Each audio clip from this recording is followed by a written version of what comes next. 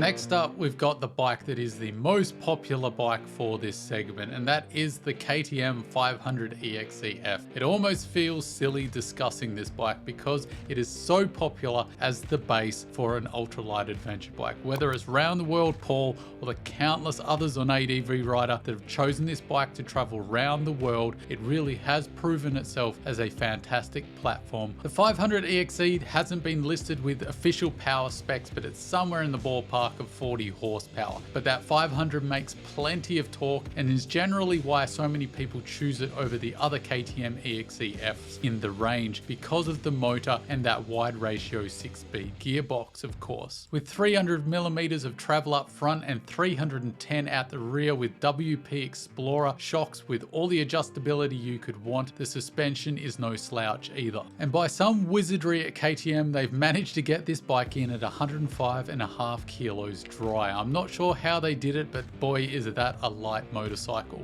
So if you're wanting a big bore thumper that'll do wheelies for days, this is the motor for you. But if you're a shorter rider, you might need to invest in a step ladder because you've got 960mm for the seat height, so it is a very long-legged motorcycle. And all those things are fantastic for making this a great platform for an ultralight adventure bike, but the downside with the KTM is it does require shorter service intervals than the others in the manual. So it states that it needs the oil changes at 15 hours rather than at 30 hours like the Honda or the Beta. Of course, like the others, depending on how you ride it, you can extend that out. And plenty of people have shown that you can ride the KTM and service it at a roughly the same schedule as the Honda or the Beta, and in some instances push it even further. And the other benefit is there are plenty of engine cases that allow you to hold more oil in the KTMs, which is a real benefit that's a little harder to find for the other motorcycles. And while like all these bikes, the KTM doesn't have a cush drive rear hub, it does have an interesting clutch design. It has bushings in the clutch basket that sort of act like a cush drive in a lot of ways, absorbing some of that vibration. Whether it's a full replacement for the cush drive rear hub, it remains to be seen, but the fact that KTM have done this is a little bit of a nod to comfort for an ultralight adventure bike. I think the key features that set this bike apart from the others on the list is one, the accessory market, which is massive for the KTM 500 E-XE. Also the knowledge base on how to turn these bikes into ultralight adventure bikes. There's so much information out there on how to do it